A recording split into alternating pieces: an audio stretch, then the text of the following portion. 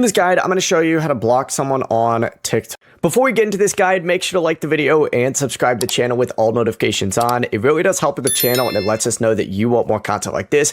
We'd greatly appreciate it. And if at any point throughout this guide you did have any questions, just ask them down in the comment section below and we could help you out further. I'm going to be doing my best to reply to every single comment down there. First things first, you need to open up TikTok and find the account that you want to block. You can do this just by tapping their profile from a comment, a message, a video. Let's go ahead and say we open up a comment on here and we don't like one of these dudes.